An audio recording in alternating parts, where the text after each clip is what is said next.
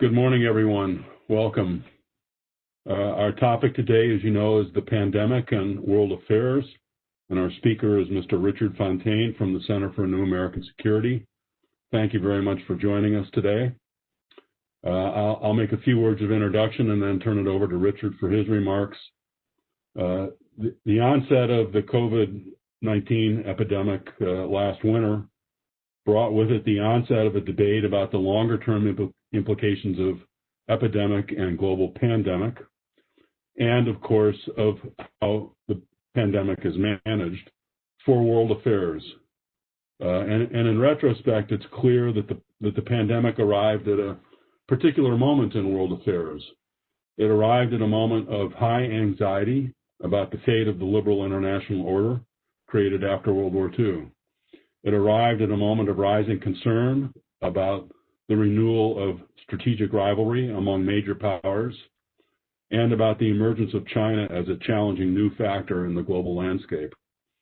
It arrived at a moment when the blowback against globalization seemed to be gathering steam. And it arrived at a moment of dismay about the changing international role of the United States and concern that the United States has lost its desire and or its capacity for leadership, and perhaps also its ambition for a more just and peaceful world. So it arrived at a particular moment, and it's had a substantial impact of various kinds. 9 months later, those actual impacts of the pandemic on these issues has begun to come into clearer focus. And to help us make sense of these matters, I'm very pleased to welcome today Richard Fontaine, the Chief Executive Officer of the Center for New American Security. Richard joined that center a decade ago as a senior advisor and senior fellow. He served as its president from 2012 until assuming his current duties as Chief Executive Officer this last year. He joined CNAS having served previously as foreign policy advisor to Senator McCain, serving on the staff of the Senate Foreign Relations Committee, serving on the staff of the National Security Council, and serving also at the Department of State. He's led his center through a period of exceptional growth and substantial impact. It's often said of Washington think tanks that they're leading. It's often said, but rarely true. But the Center for New American Security is truly a leading think tank. It's carved out a special role for its place on both sides of the aisle. It's bipartisan in character. It's carved out for itself a place based on intellectual integrity and not simple policy advocacy. And its success in this regard, in these regards, has a lot to do with the skill and temperament of Richard, who's speaking with us today. So congratulations to you, Richard, on your accomplishments with the center. Thank you for your leadership. Thank you for your leadership on this important topic today. Before I turn it to you, let me be clear about today's ground rules. Richard's remarks are on the record. They're being recorded. They'll be posted at our website once they've passed through all the appropriate reviews. The Q&A portion of the discussion will not be recorded. If you'd like to join that discussion, please send me a note on the chat function indicating the question you'd like to have me enter on your behalf. Please send that to me by name or to me as a panelist. If you'd like to join the conversation personally, that's great. And please raise your hand electronically to do that, and I will call on you. So, Richard, thanks so much for making the time to do this. Over to you. Introduction. I'm really pleased to be here, well, virtually at least, to speak with you and with everyone at the lab and at the Center for Global Security Research. So thank you to you guys for everything that you are doing to further the debate over the kind of critical issues that we all focus on who are interested in national security matters and questions of strategic competition and where the United States and the world are headed. As I prepared for the talk, today, the catastrophic nature of COVID-19 was manifest really in everything that I looked at. And this is in some ways a statement of the obvious, but just by way of snapshot and reminder, the United States has lost more than 230,000 of our people to coronavirus. We're now piling on between 80 and 100,000 new cases per day. The virus is resurgent across Europe. Britain's back in lockdown. India's passed 8 million cases, bringing it into second place after the United States. The U.S. unemployment rate, which in February of this year was less than 4%, is now around 8%, which is significantly down from the peak earlier this year, but by historical standards is still very, very high. And the Chicago Council on Global Affairs each year asks Americans about the top threats to the United States. This year, unsurprisingly, COVID-19 pandemic ranked first. That is above China, terrorism, foreign interference in American elections, political polarization, or any other issue that is seen as a threat or a challenge to the country. And of course, we'll see what happens in tomorrow's election, but how voters interpret the president's handling of the pandemic may be decisive in who leads the country over the next 4 years. Now, the pandemic itself has been described as history's first truly global event, in that it has produced catastrophic effects across virtually all of the world's population at the same time. Health effects, to be sure, but obviously it has had significant economic consequences, and as we'll see, and I'll argue, political and geopolitical ones as well. And while we surely all hope that the worst is behind us, many of the numbers, as we gather today virtually, are going in the wrong direction. God willing, there'll be an effective vaccine on offer in the coming months. But even then, the world is going to have a ways to go toward getting back to normal. And I think that the fallout economically, politically, geopolitically, and otherwise from this global experience, this global event, is going to continue for quite a distance into the future. I think it's also probably a statement of the obvious that anything as world-changing as the COVID-19 pandemic is bound to have implications for world order and for the place of the United States in it. So what I wanted to do today is offer some thoughts about what's changed in that order, what hasn't changed, and what's likely to emerge in the future. And here, I'm defining world order as the general global situation, rather than employing a narrower definition that would focus only on institutions and rules and arrangements. But in examining the pandemic's broader effect on the global situation, it seems to me that COVID hasn't so much upended trends as accelerated some key ones. And here I'll talk about 4 of those: globalization, the scope of international cooperation, U.S.-China relations, and the future of democracy. And there's also some key elements of the global situation that won't change. And here I'll talk about 2 of those: the role of competitive nation states and what I call the order of the order.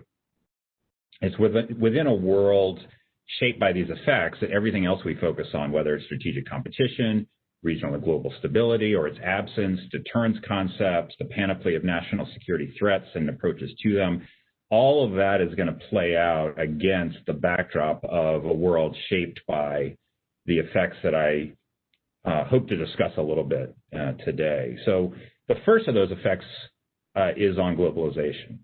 And here the pandemic has quite clearly highlighted the risks inherent in overdependence on global supply chains.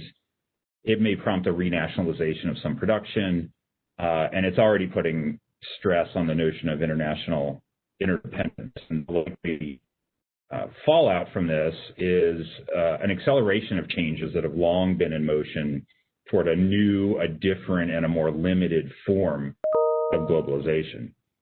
When the pandemic first started to spread in the United States, Americans learned, probably for the vast majority, learned for the first time that 72% of the facilities producing pharmaceutical ingredients for the United States, for U.S. consumption, are located abroad, mostly in the EU, in India, and in China.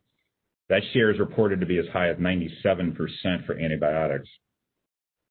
This suddenly was seen as a risk when countries were trying to protect their own citizens first and worry about the export of particular pharmaceutical ingredients or medical technology or medical equipment to other countries second. Even liberal, globally engaged countries such as France and Germany not only close their borders to travelers, but they barred the export of face masks, even to friendly nations, even to their common market. Today, of course, Americans can't visit Canada. Visitors from out of state need to show a negative COVID test to travel even to New York. And the World Bank has recently come out expecting remittances and foreign direct investment to fall to levels not seen since the 1990s. At the same time, the WTO projects a decline in global goods trade by nearly 10%. These are the kind of components of globalization that we have really come to expect: trade, financial flows, remittances, FDI, travel, population flows, and so forth. All of that is coming under pressure. And the question is whether it snaps back to the mean or whether we can expect something different. The Washington Post did a kind of a roundup of some of these effects in June and put it what I thought was put it well. The quote in their article was that the pandemic is interrupting the flow of workers, money, and goods that increasingly bound the post-war world, helped to lift more than 1 billion people out of poverty since the fall of the Berlin Wall, and delivered unprecedented stability and prosperity to much of the planet. To encapsulate, U.S. investment in China raised demand for soybeans that enabled Brazilian farmers to buy German cars. So, again, the question is, what comes after this disruption? The reactions that I just described were to an acute, highly disruptive event. But here's the thing, even before the pandemic, you could already see trend lines aimed in a similar direction. While global goods trade was rising before the pandemic, the share of trade relative to the total output of the global economy was actually lower than it was before the financial crisis of 2008. Cross-border financial flows hit their peak in 2007. Progress on further global trade liberalization stalled way before that. Total global foreign direct investment hasn't returned to its highs more than a decade ago, and the U.S. and other governments are placing greater controls on the export of critical technologies. The internet has become increasingly splintered along national lines and so forth. Now, not every indicator points in the same direction right now, or even before the pandemic. The intensity of trade in goods is down, but in services it's gone up. The flow of data across borders has risen dramatically. International travel and study abroad were at all-time highs before the coronavirus pandemic. Migration was so vast that many called it a crisis. So overall, the net fall from globalism's peak has been more modest, but nevertheless real. It's hard to escape the conclusion that the world is past peak globalization even before coronavirus, and that the pandemic is likely to accelerate the move away from it. But it's also important to note that many of the key drivers of globalization, shipping, data, capital flows, our understanding of comparative advantage, economies of scale, those aren't going away, but driven by a combination of changes in popular sentiment, government policy, corporate practices, globalization looks bound to change in a couple of ways. First, economies may become less dependent on single points of failure and less dependent on China. We see this effect now both at a corporate level and at a government one, with the United States, Japan, and other governments providing incentives for reshoring or diversifying away from China, corporations looking at their supply chains and spreading risk around even at the expense of higher prices, and a shift away from a single point of failure anywhere in the supply chain, and particularly if that potential point of failure is in China. Second, economic integration is still likely to take place, but it's going to continue to shift from this global level to the regional and the bilateral level. And then third, and I think pretty critically, the political debates in the United States and many other Western countries are likely to remain focused on globalization's losers and the way to protect workers from economic damage. It's striking that in our election here, like many others in Europe and in Asia and Latin America, virtually no leading political leaders are making the case that we need a lot more increased global economic liberalization, that we need more globalization. Instead, they're articulating ways to tailor globalization or to put in place national policies to protect citizens from its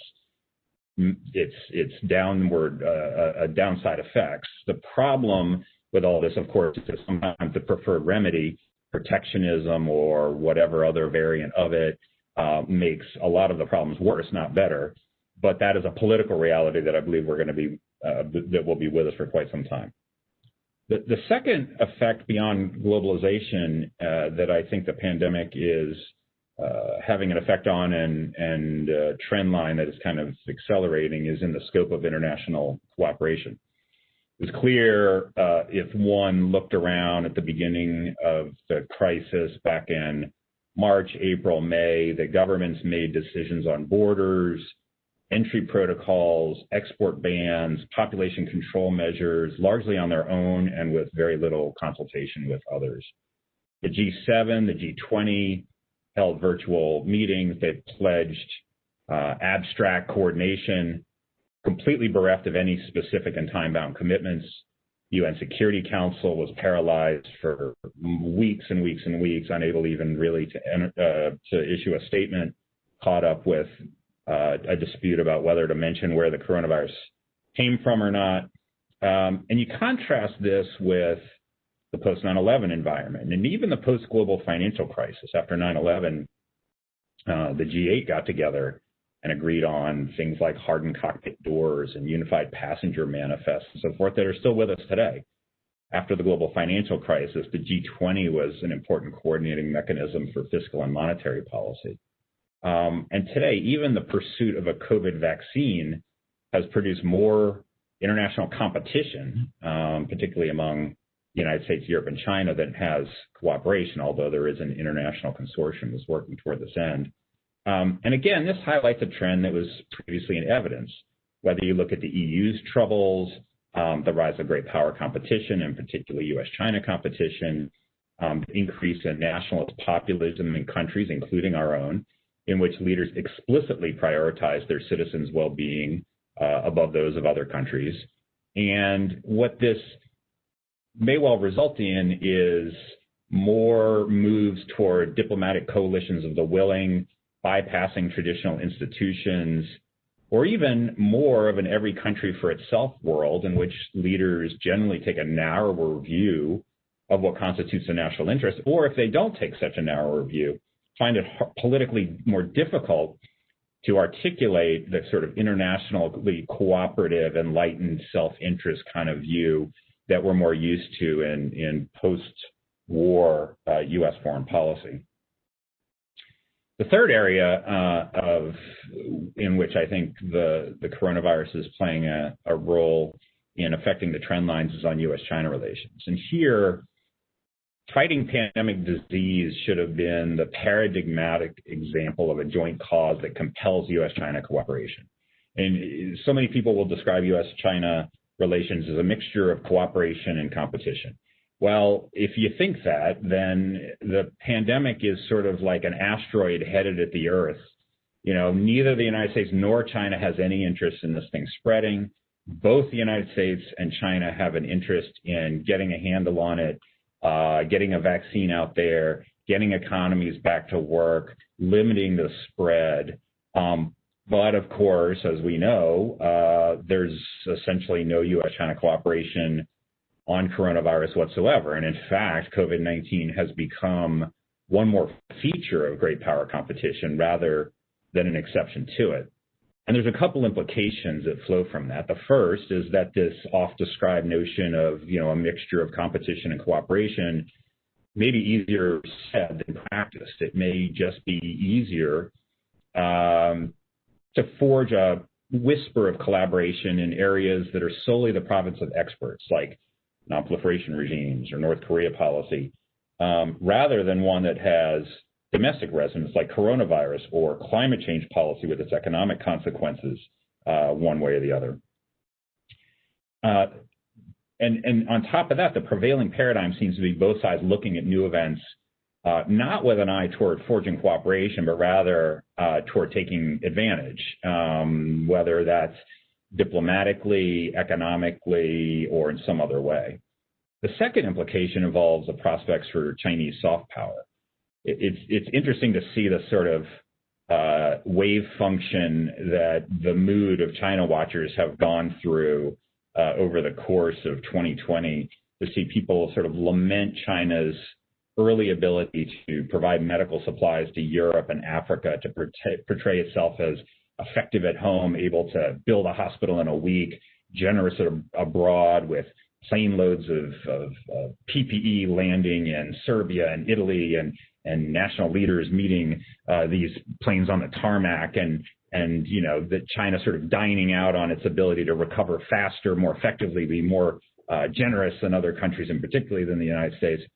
And then, of course, just weeks later, say, well, that China's totally overplayed its hand, and China's wolf warrior diplomats are out there. They're alienating their would-be friends around the world. They're taking on, Europe in coercive economic measures. At the same time, they're getting themselves into a border skirmish with India, and they're, at least foreign policy daggers drawn with the United States and Taiwan and Japan all at the same time. And so however Beijing's diplomatic offensives net out, the reality is what we have been focused a lot on this year is sentiment. When we talk about Chinese soft power, is it going to be effective in winning, hearts and minds in Europe and the Middle East and Africa and Asia, so that China sees a more welcoming international environment, particularly at a time when the United States is taking a significant step back from its traditional leadership roles? Or is it going to come on strong, look intimidating, look like it can't handle the kind of strengths that go along with a necessary leadership role and an American vacuum of power? How do people are going to feel about all this? And that's an important question, but it's less important than economic interest, I believe. So Europe, for example, is going to have the longest and deepest recession. It was hard to rally countries on issues like whether Huawei should build out the 5G network. And from an American perspective, I think we've seen encouraging signs from the British and the Germans and others recently coming around on that question.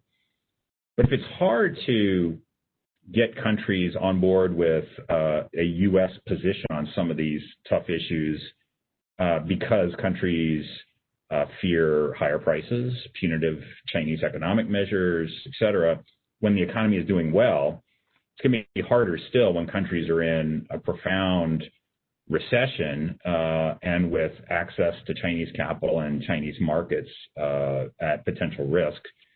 So in the aftermath of COVID, it's entirely possible to imagine foreign ministers and defense ministers around the world expressing skepticism about China, wariness about deepening economic integration, particularly in the technology sphere, but simultaneously seeing finance ministers and prime ministers who need to focus on jobs and growth and recovery from the pandemic-induced economic hit, taking a much more accommodationist line.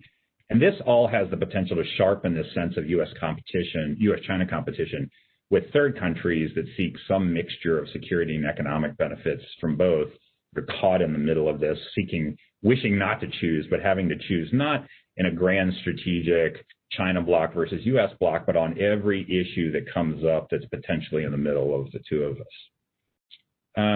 The last area that I'll talk about in terms of ways in which I think the pandemic is accelerating trend lines here frankly, in ways that are not terribly conducive to American interests and values, is in democracy.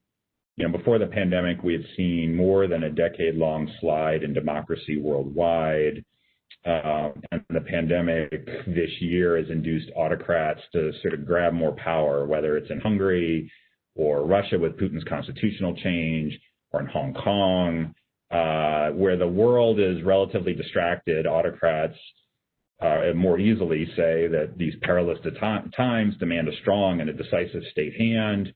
Populations are more than usually willing to accept emergency measures. We have new technology, health surveillance on top of all the other ones that plays a role that it didn't play even last year. And My guess is that this process doesn't fully unwind post-COVID, but rather ratchets forward into more broader autocratic sort of advantage and less liberal democracy in the world, whether that's measured inside countries or at sort of a global level.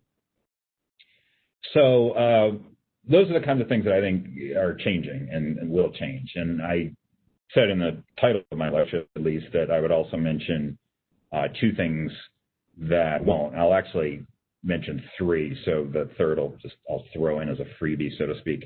And I'll mention these pretty briefly. The first is the role of nation states as the primary actors in international affairs. Perhaps it's obvious, but a few years ago, at least, there was a lot of talk about how the nation state is really fading as the sort of primary actor in international politics. We see the rise of the private sector, multinational corporations, non-governmental organizations, transnational networks, superpowered individuals, all these things. And of course, those play a role. But while we were having that conversation, the state has somehow come roaring back, and this time is no exception. I mean, in the global financial crisis, it's the state that bailed out the economies. This time around, it's only governments that are able to backstop economies, to force populations to stay home, to close borders, to create fiscal stimulus, to surveil large populations, and so on.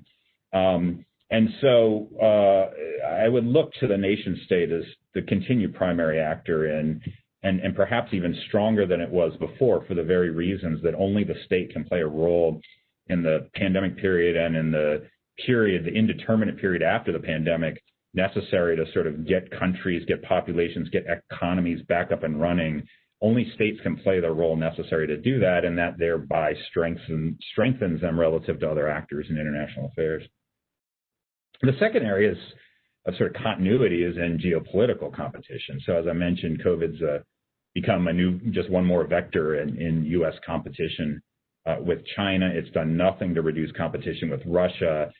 Iran, North Korea, other regional issues haven't gone away. And although that seems sort of obvious, we should note that there are some leading foreign policy thinkers and writers who over the past few months have argued that geopolitical competition can and should fade, because now we realize the importance of transnational issues that threaten our very way of life. That, yes, China may be a threat. Yes, Russia may be a threat. Yes, some of these other countries may be a threat to the United States, but that ain't nothing compared to the coronavirus or the next pandemic that keeps us in our houses, unable to go to work and so forth forever, or climate change, which poses an existential threat to all of us, or to some other transnational issue that seemed less important than national competition, but in fact is more so, and therefore the sort of impulse should be to sublimate that competitive nature, so that there can actually be this broader framework of cooperation, even among countries that were competitive even recently. That's in some ways an attractive view, but I just think it's very, very unlikely. I think countries will see these transnational challenges, again, pick them, global health, climate change, terrorism, non-proliferation, whatever, as additive rather than as a substitute for competition. That is, that they won't dampen competition, but rather just add issues to the table and make the table more complicated. So for the United States, the foreign policy agenda, the national security agenda won't be China or coronavirus, Russia or global warming. It's going to be all of these issues at the same time. And so the implication for the United States is the world's not going to resemble sort of a chessboard in which we move allies and adversaries around as solitary units, but rather a far messier picture in which partnerships and adversarial relationships are issue by issue, they're temporary, and they're not terribly conducive to kind of a beautiful grand strategic approach. And then The third, the kind of last one that I'll throw in is in terms of areas of continuity is what I call the order of the order, which is within the world order, who's on top, who's second, who's third, who's most powerful, what are the relative power distributions, how do we actually think about that? Do we expect some big change in that? And I think the answer to that is no. I think the United States remains on top in this order of the order. I think China remains second. Europe, Russia, others maintain their relative positions in the power distribution over the next few years. There's a good deal of talk about a post-American world, and certainly if we ever needed evidence of disarray, we have it now, not just in the COVID response, but on our streets. I'm beaming in from Washington, D.C., where when I was walking around an hour and a half ago, most of the businesses are boarded up, fearing election-related violence, and the White House is surrounded by 3 rings of fencing. This doesn't exactly portray, a global colossus astride the world. And certainly there are chinks in America's armor, but many of the springs of national power remain intact. The military, the bases, the alliances, the economy, the dollar, the Fed, innovation, the universities, the private sector, and so on. And certainly we can expect changes here and there, but I don't see the pandemic radically changing those sources of strength in the United States or in other countries. And so I think the order of order remains essentially the same. Just by way of sort of wrapping up my remarks, I thought I'd try to draw some of the implications for the next administration, whether this is Trump 2 or Biden 1, which I guess we'll know tomorrow night, the next day, a week from now, a month from now. But at some point, we'll know what the next administration is. And so it raises kind of a series of questions. And, the first is what in a United States weakened by coronavirus, what is the bigger threat? Is it overstretch, or is it leaving chaos behind in areas from which the United States would withdraw, particularly militarily? So is overstretch a bigger threat than leaving chaos behind? If the answer is yes, then it points toward hastening the troop withdrawal from Afghanistan and probably Iraq and Syria as well, reducing our commitments, our resource outlays, bolstering our strategic solvency. But if the answer is no, then we should pursue a least cost, sustainable presence that ensures terrorist threats and other perils don't emerge in an American vacuum, even if that America is weakened by coronavirus, has a debt overhang and an economy that's sort of getting back on its feet, and a political system that is more focused at home. The second is, do Americans, the policymakers, does the world still believe in the tenets of neoliberal economic orthodoxy? I was on a call this morning with Christina Georgieva, who's the managing director of the International Monetary Fund, and it's amazing on the one hand to see how the kind of root prescriptions of the IMF remain very wedded to, neoliberal economic orthodoxy as opposed to anything approaching socialism or central planning or anything. At the same time, that the IMF is encouraging countries to make a major fiscal expansion, spend lots of money now, get a Keynesian expansion on the fiscal side, and then accommodationist monetary policy on the monetary side to get the economy going as well as it can be.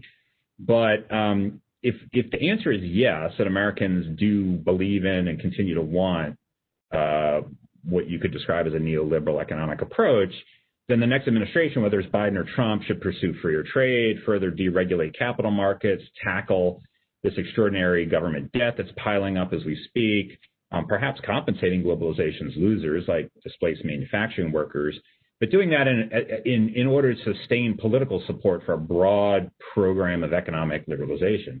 If the answer is no, then the U.S. government could embark on a course very different from that of recent decades. More protectionism, more Buy America requirements for the government, a greater role of the government in the economy, more control over capital flows, and so on.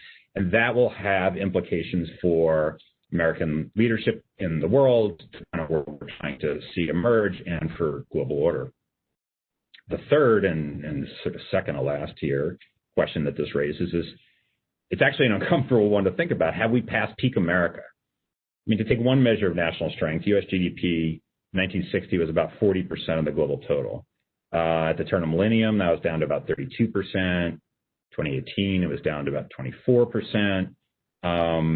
There's projections that's going to go lower still, but you always have to have an economic projection with a big grain of salt. The Chinese growth rates, to take one example, remain consistently higher than America ones, and it suggests that the percentage will decline further. And of course, one could pick many other measures of national strength. But if the answer is yes, that we pass peak America, then that means every year we'll see the United States less able to impose its will on the world, at least unilaterally. If the answer is no, then the years of greatest American power in the world may actually lay in the future rather than the past, a more powerful military relative to other countries, a more powerful economy, a more powerful ability to set the international agenda, and so forth. So it's a pretty big question and some implications bound up. And then the final is there a possible return to the pre-Trump status quo ante foreign policy and approach to the world that obtained more or less before Donald Trump? And those who oppose President Trump's agenda with its sort of narrowly construed definition of national interest, its populist impulses, personalized and transactional approach to foreign policy, seeming uninterest in traditional notions of American exceptionalism and global leadership. Some of those folks who oppose that agenda pine for a national security strategy that would emphasize multilateralism, the open hand of the adversaries that sort of characterize the Obama administration, or maybe the democracy promotion and the economic deal-making of the late Bush administration, or maybe just something very different. And if there is, election depending, a possible return to the pre-Trump status quo ante, it remains pretty important to decide which version of it actually worked for Americans and how to obtain that now. But if the answer is no, then any post-Trump approach to the world has to focus not on restoration, but renewal, adapting to the ways in which the world and the country have changed over the past 4 years. Now, I'm talking today with, all of you who are, very smart and sophisticated observers. So when someone throws out questions like the ones I just did, the natural answer is to reject them out of hand as false binaries. So the answer is not yes or no. It's somewhere in the middle. Throw in a lot of how do you define this, and it depends on that. Of course, that's true. But I thought maybe in the Q&A we'll have a chance to explore these in a little bit of depth, because I do think that those are some of the questions that are intrinsic to the shape of the post-pandemic world order as it emerges, and some of the big choices that face our country as soon as tomorrow. And to tip my own hand briefly, I believe that overstretch is not actually a greater threat than power vacuums, that key elements of neoliberal economic orthodoxy can and should endure. That we probably have passed peak America, but it's complicated, and that there's no possible return to a pre-Trump status quo ante, whether that post-Donald Trump era begins in 3 months or in 4 years. And that the answers to each of these questions remains impacted by the pandemic that requires us, to meet by Zoom rather than in person, that's shaping our politics, our economics, our health, and our geopolitics in profound ways. And look forward to discussing further what all of this means. So thanks for having me, and look forward to your questions.